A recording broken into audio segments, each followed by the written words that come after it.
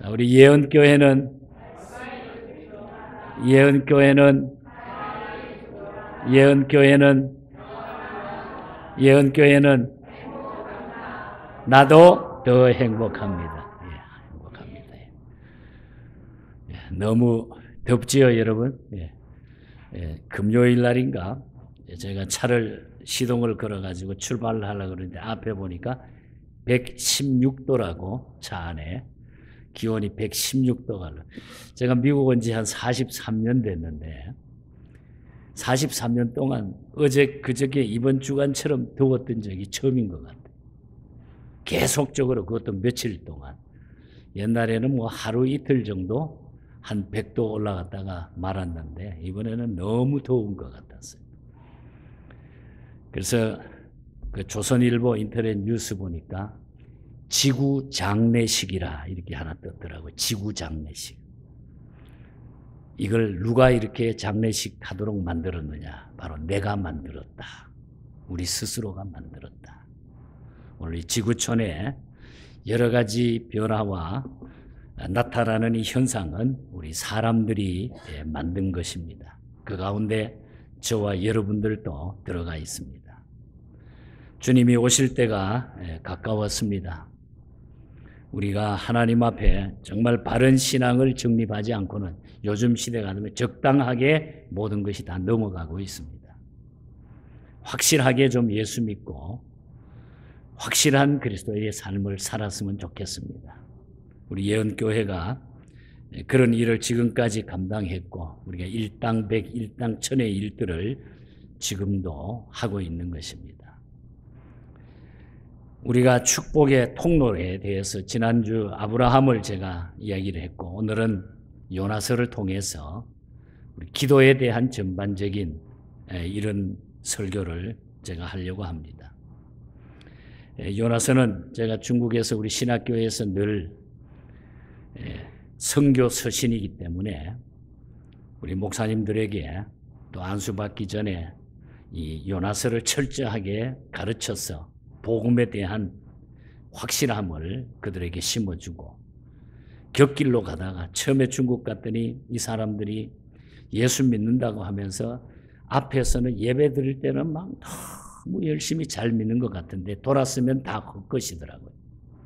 세상의 사람하고 똑같이 다를 바가 없는 그러니까 선교사를 만나면은 자기에게 유익되니까 뭔가는 얻고 싶어서 이런 분들에게 꼭 요나와 같은 그런 심정을 깨우쳐주고 다시 돌아서서 복음을 전할 수 있는 그것이 우리 올림픽 월드미션에서 현재 벌써 12명 이상의 목사님들을 안수해서 각 처의 교회에 내보내고 이들이 일당백, 일당천을 지금 감당하고 있는 것입니다. 요나서는 하나님의 명령을 어기고 다시스로 가던 요나 선지자가 겪었던 일과 또 아수르 수도 니느웨로 들어가서 그 성의 멸망에 대해서 예언한 그런 사건을 기록한 그런 역사적인 책입니다. 특히 오늘 이 본문에 보면은 우리가 너무 잘 아는 이야기죠. 배 밑창에 내려가 가지고 풍랑이 이는데 자기는 그것도 생각하지 않고 배 밑창에 내려가서 잠을 청하고 있던 요나를 발견한 선장이 지금 막 풍랑이 막 이니까 그를 가서 깨우면서 하는 말이 자는 자여 어쩌미뇨 일어나서 내 하나님께 구하라. 자는 자여 어쩌미요 일어나서 내 하나님께 빨리 기도해라 이 말이죠. 하고 책망한 내용을 보여주는 내용입니다. 우리는 여기에서 깊이 생각해 보면 주객이 바뀌고 있음을 발견하게 돼요.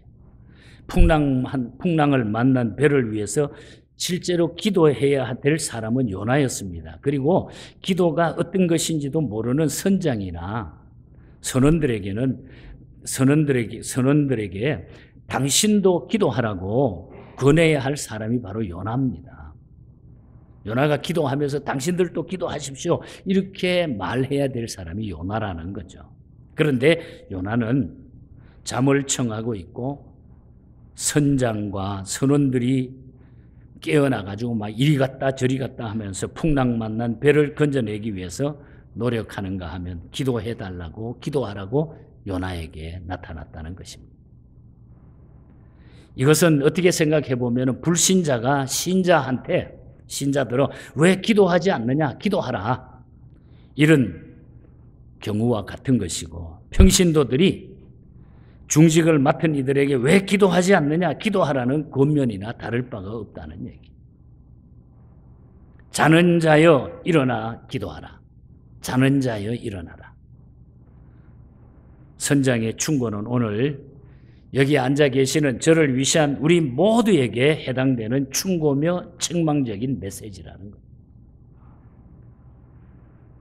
어떤 여자 교인이 기독교 방송에서 들은 이야기입니다. 두 분이 나와서 과거에 있었던 이야기를 하는데 남편에게 예수 믿을 것을 막 부탁을 했답니다. 먼저 교회를 나가면서. 그랬더니 한마디 말로 남편이 딱 잘라서 거절을 했다는 거죠.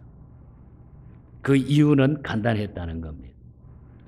조그만 일만 생기면은 당황하고 걱정하는가 하면은 믿는다면서도 기도는 안 하고 한숨만 늘 푹푹 내쉬는 당신 꼴이 보기 싫어서 나 예수 안 믿는다. 믿을 마음이 없었다는 거예요. 그런 예수는 내가 절대로 안 믿겠다. 그러다가 후에 어떻게 돼가지고 예수 믿고 나서 두 부부가 나와서 남편이 믿기 전에 간증을 하는 것을 들은 적이 있습니다. 주일이면은 또 이런 분도 있어요. 옥스날드 쪽에 있었던 일입니다. 목회하던 우리 교단의 어떤 목사님에게 들은 이야기입니다. 자기 교회 형편입니다.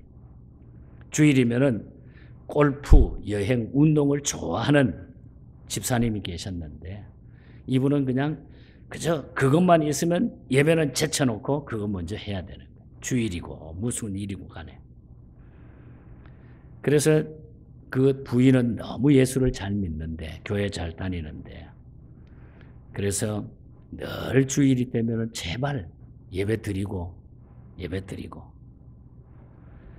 그러나 아내는 늘 그런데 이제 남편이 어떻게 나중에 이 아내에게 이야기를 했냐면 그러면은 당신이 오늘 나하고 한 번만 골프 치러 가는데 따라가 주면은 내가 그럼 교회 갈게. 이렇게 아마 제안이 왔던 것 같아요. 그래서 그 이야기를 듣고서 뭐 한 번 정도 해주고 그러면 좋지 하고 어느 토요일 날 남편하고 타협을 했답니다. 그래서 내일 딱 한 번만 갈 테니까 그러면 꼭 그 다음부터는 교회 가야 된다. 이렇게 약속을 하고 골프를 갔다 왔습니다. 그래서 이제 그 다음 주일부터 교회 가자고 그랬더니 그 다음 주일이 됐는데 또 골프채를 들고 이분은 나가는 겁니다. 왜 교회 간다 그러고 안 가냐고. 그때에 이 남편이 이렇게 이야기를 했어요. 만일 당신이 지난 주일에 내 제안을 거절했다고 하면 나는 교회에 나갔을 생각이요.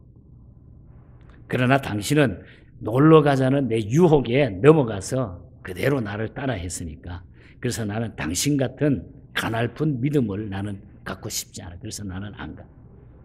뭐 남편도 못됐죠, 아주. 이용하고. 그래서 결국은 할 수가 없었대요. 그런데 어떻게 하다가 그 남편이 정말로 그 목사님하고 식사 자리에서 간절하게 이렇게 이야기했는데 나중에는 이 남편이 예수 믿고 돌아왔다는 겁니다. 여러분, 우리가 예수 믿으면서 왜 자녀들에게 주변 이웃에게 전도가 안 될까요? 나의 신앙 태도와 기도 생활은 내 가족과 내 이웃에게 결정적인 영향을 행사한다는 사실을 우리가 깊이 알아야 돼요. 왜 전도가 안 되고 왜 일이 안 될까요? 제가 70년대 서울에서 대학 다닐 때에 교회 전도사로 있으면서 그 서울 총신에 넘어가기 전에 상도동 넘어가기 장승백이라고 하는 곳이 있어요. 아마 아시는 분은 알죠. 상도동 장승백. 거기에 교회 제가 봉사하고 있었는데 그때 그 교회에 김 장로님이라고 하는 참 훌륭한 분이 계셨어요. 그 아들이 지금 정말 훌륭한 목회자가 돼서 그 대형 교회에 목회를 하고 있는데, 이 장로님은 집이 그 당시에 수원이었어요. 수원. 75년, 6년도 이때쯤이니까 정말 그 당시만 해도 이 전철 타고 와가지고 거기에 걸어 올려와서 교회 오면, 주일날 교회 오면은 9시 전에 와가지고 주일학교, 9시에 대부분이 주일학교 예배를 드려요. 주일학교 예배를 돕고, 그 다음에 또 예배를 드리고, 그 다음에 저녁 예배를 드리는데, 오후 예배까지 있으면은 예배를 드리고, 잠시 동안 집에 돌아가서 한 3시간 쉬었다가 다시 저녁 예배에 또 전철을 타고 교회에 오시는 분이에요. 정말 제가 봐도, 전도사인 제가 봐도 참 어떻게 저렇게 하실 수가 있을까?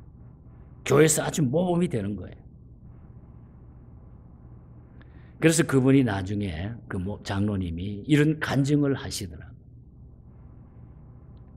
가뜩이나 저녁 예배에 안 빠지고 어떻게 그렇게 할 수 있느냐고 했을 때, 가뜩이나 저녁 예배에 나오는 수가 적은데 낮까지 빠지면 자리가 비기 때문에 내가 도저히 하나님 앞에 빠질 수가 없었습니다.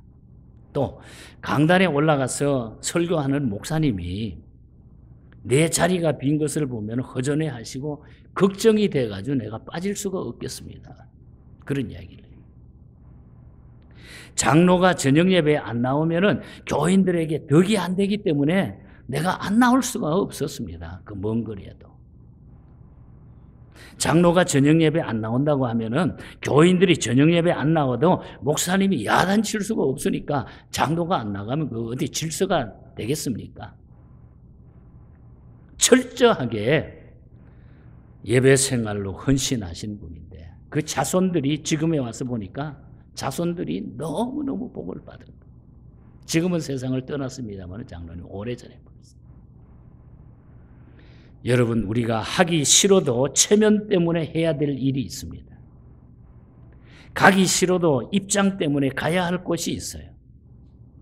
먹기 싫어도 인사 때문에 먹어야 할 경우가 있습니다. 그러나 이 기도라고 하는 것은, 기도는 어떤 체면이나 입장이나 인사치레 때문에 해야 하는 것이 아니라는 거예요.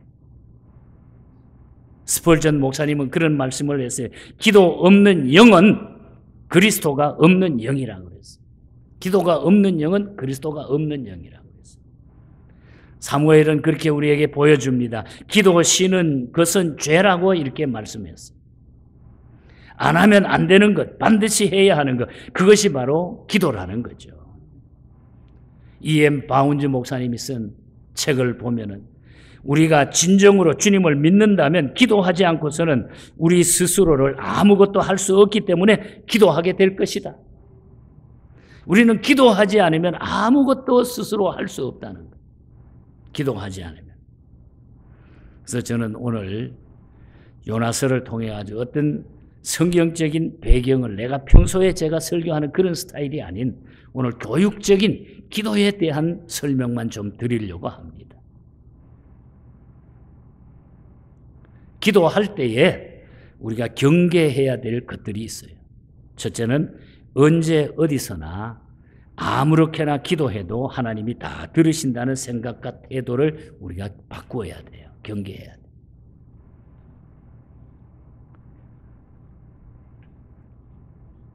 이런 사람들은 구태여 뭐라 그러냐면, 교회까지 나와서 새벽이나 저녁이나 따로 기도할 필요가 없다.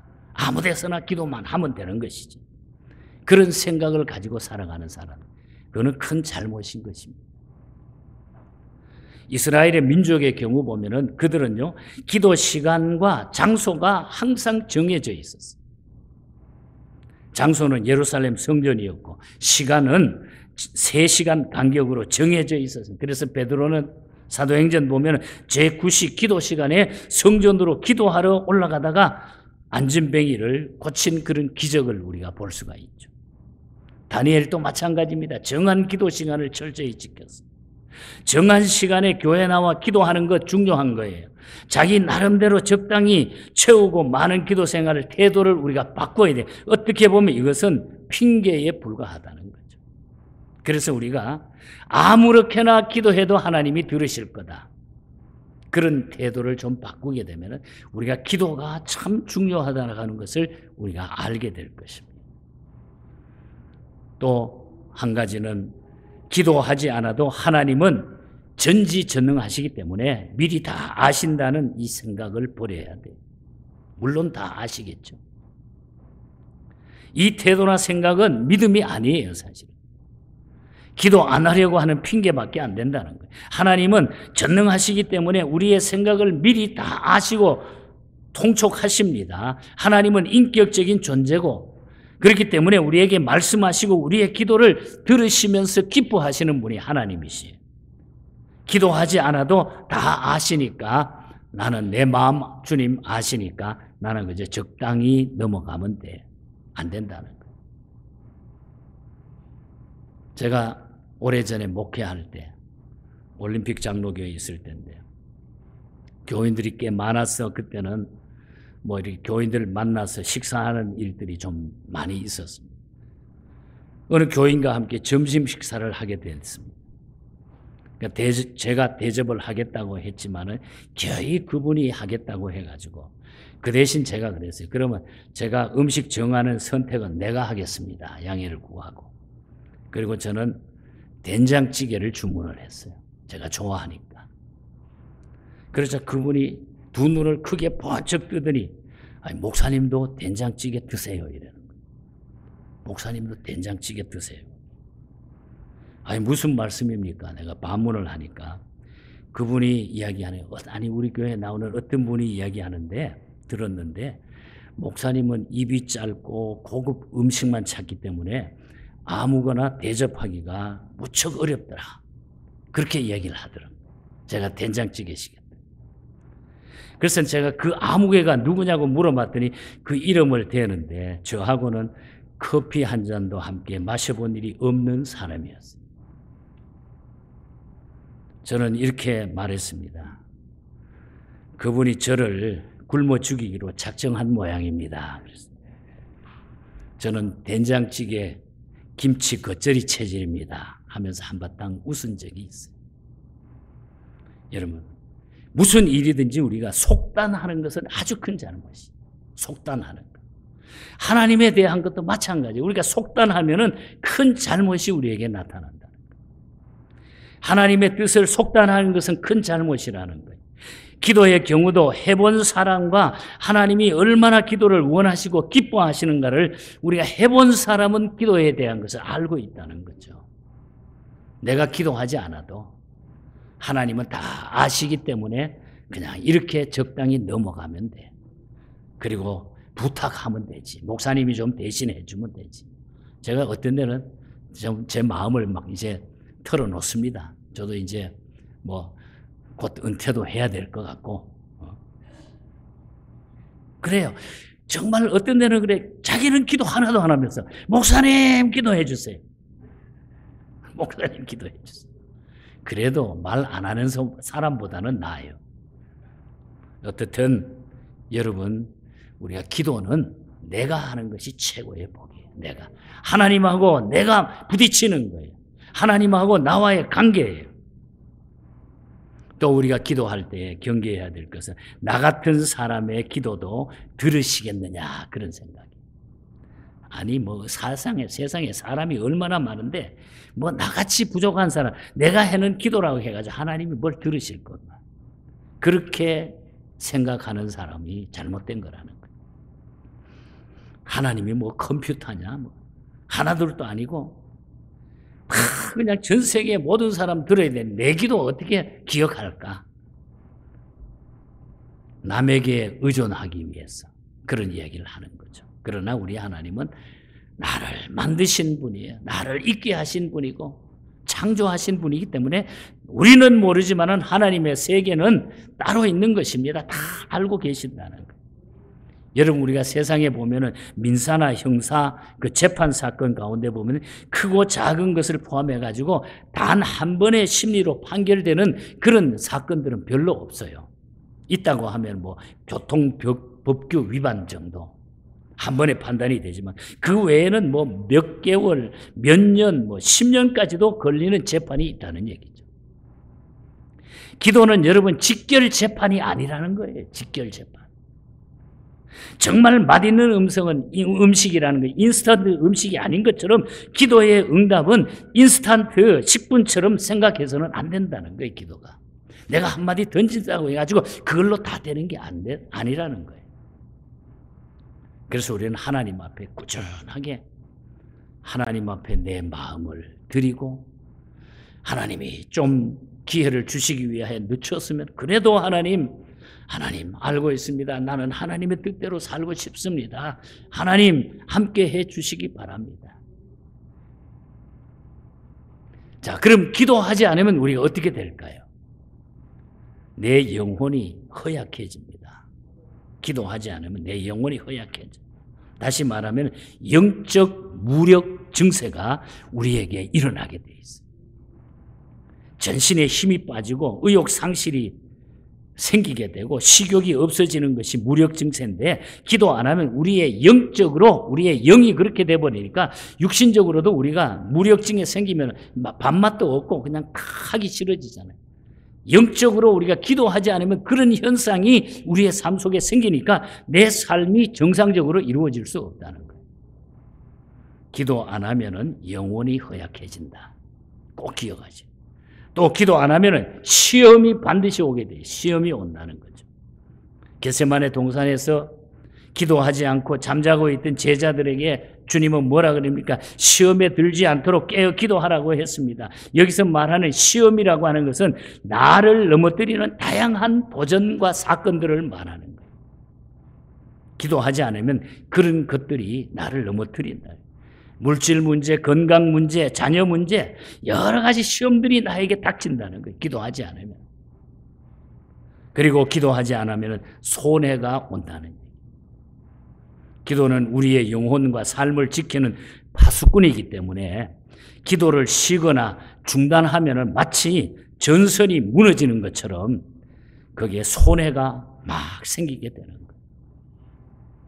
건강의 손해, 물질의 손해, 사업의 가정의 손해가 생기게 됩니다. 기도하지 않으면 100번 손해를 보게 돼 있다.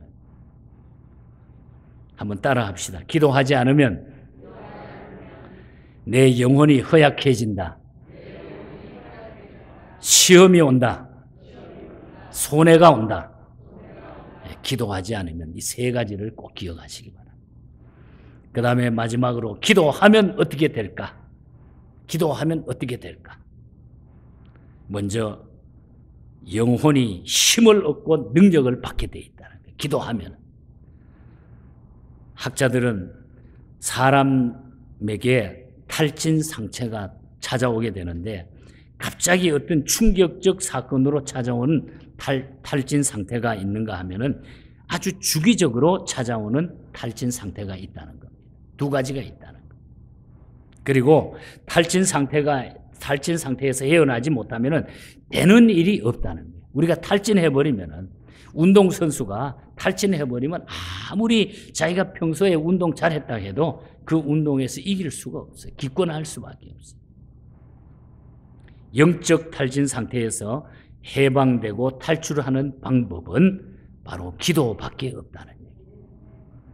잃어버렸던 기도 시간을 다시 찾고 포기했던 기도를 다시 찾고 핑계댔던 기도를 다시 시작하시기 바랍니다. 기도하면 내 영혼이 힘을 분명히 얻게 돼 있어요.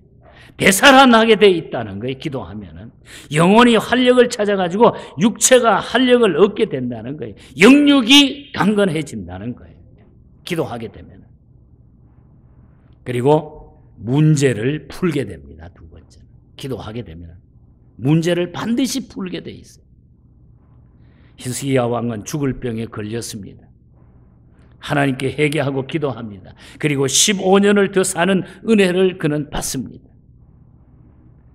아수르가 쳐들어왔을 때 히스기야 왕은 금식령을 선포하고 기도했습니다.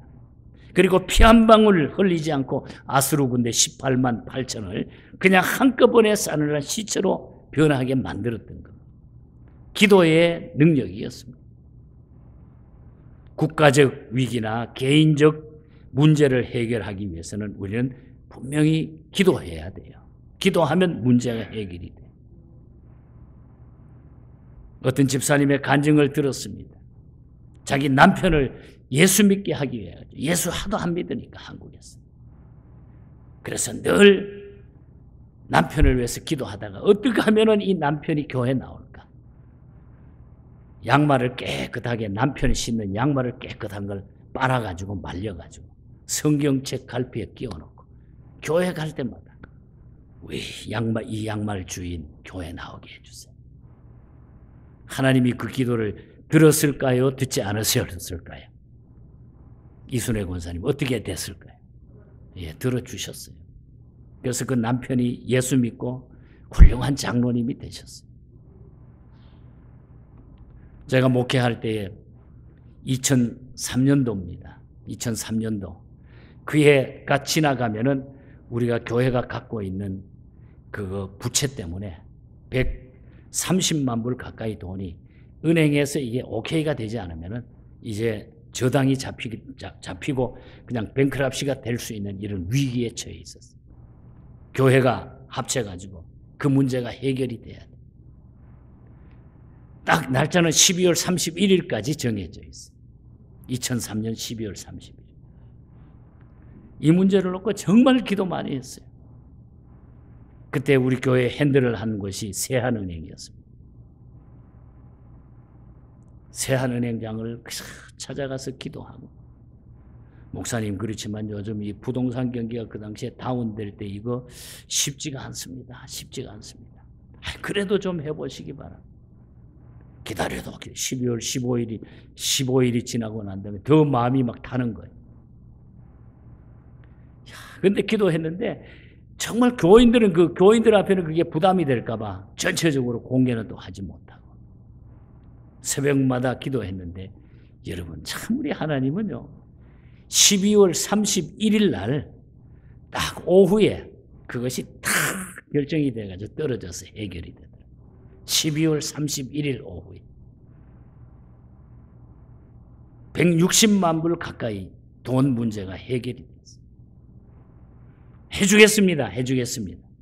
우리 은행이 책임지고 교회 목사님이 하도 나대가지고 내가 해주겠습니다. 한국은행이니까. 그래서 해결한 적이 있어요. 그거 외에도 여러분 기적적인 일이 기도를 통해서 주셨던 은혜가 너무너무 많았어요. 기도하면 해결이 됩니다, 여러분. 어떤 문제든지 기도하면 해결이 돼요. 헤셀 포드라고 하는 분은 마귀는 기도 안 하는 것을 제일 기뻐한다 그랬어요. 우리는 기도할 책임이 분명히 있다고 이야기했어요. 마귀는 제일 좋아하는 게 기도하지 않는 것을 좋아한다는 거예요. 기도 포기는 신앙의 포기입니다. 기도의 재발견은 희망의 재발견입니다. 기도의 새로운 시작은 인생의 새 출발입니다. 그래서 기도는 축복의 통로가 되는 거예요. 기도는 축복의 통로. 그래서 내가 축복의 통로가 되기 위해서는 기도해야 돼. 요나는 기도를 회복합니다. 거기서 일어납니다. 그는 회개합니다. 하나님 앞에 엎드려 기도합니다. 회개합니다. 모든 문제가 철저하게 해결이 됩니다. 고기 뱃속에까지 들어갔다가 토해내고 나중에 깨닫고 다시 그는 니느웨에서 다시스로 돌아가게 돼. 다시 니느웨로 돌아가게 되죠. 그 성에 가서 복음을 전하게 되는 거죠. 기도하면 해결이 되는 줄 믿습니다. 자는 자여 일어나 기도하라. 쉬는 자여 일어나 기도하라. 졸고 있는 자여 일어나 기도하라. 탈진한 자여 일어나 기도하라. 피곤한 자여 일어나 기도하라. 기도는 이유가 없는 거예요. 내가 해야 되는 거예요. 일어나서 하게 되면은 그 기도를 통해서 하나님은 나를 이끌어 주시고 해결해 주시고 축복의 통로가 되게 해 주신다는 것입니다. 엘리자 히윗 여사는 하나님 앞에 많은 어려움과 역경을 당했던 거예요. 그런데 하나님께서는 거대한 일을 가지고 계시는데 그 거대한 일이, 그 행복한 일이 과연 무엇일까? 그 일을 어떻게 이루어 가실까? 사람을 통해서 어떻게 그 일을 만들어 나가실까? 나를 가장 행복하게 하는 것이 무엇일까? 그런 답을 찾았어요. 하나님 앞에 기도하는 것이구나. 기도하고 나니까 그에게 행복이 찾아오기 시작한 거예요. 그래서 그는 마태복음 6장 6절 이하를 읽다가 너는 기도할 때에 내 골방에 들어가 문을 닫고 은밀한 중에 계신 내 아버지께 기도하라. 은밀한 중에 보시는 내 아버지께서 갚으시리라. 아버지께서 갚으시리라. 그래서 그는 참새 한 마리라도 떨어진 것은 하나님의 섭리 속에 있다고 하는 사실을 깨닫고 나가지고 사소한 모든 것까지 하나님 앞에 기도하기 시작을 했어요. 그래서 그가 만든 찬송시를 보면은 1절에는 회개와 제사함으로 하나님께 나가기만 하면 된다. 그리고 이웃을 사랑하면 된다. 그리고 사모함을 가지고 하나님 앞에 기도하게 되면 된다. 그리고 4절 가사에 보면은 그렇게 했을 때 하나님은 그 기도를 통해서 나에게 축복을 허락해 주신다. 너 예수께 조용히 나가 내 모든 짐 내려놓고 주 십자가 사랑을 믿어 죄 사함을 너 받으라. 4절 가사에 보면은 너 주님과 사귀어 살면 새 생명이 넘치리라. 주 예수를 찾느니 앞에 참 밝은 빛 비추어라. 주 예수께 조용히 나가 내 마음을 쏟아놓으라.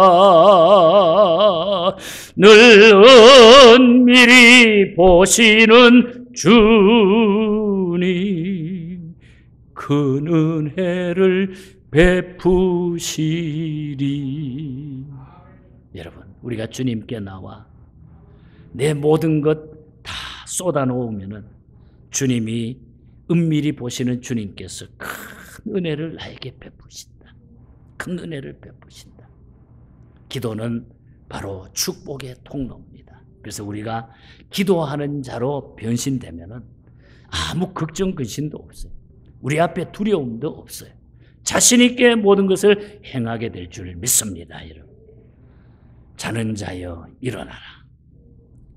오늘 요나를 향해서 외쳤던 선장의 이 메시지가 오늘 세상에서 우리들을 향해서 너희들 왜 기도 안 하느냐?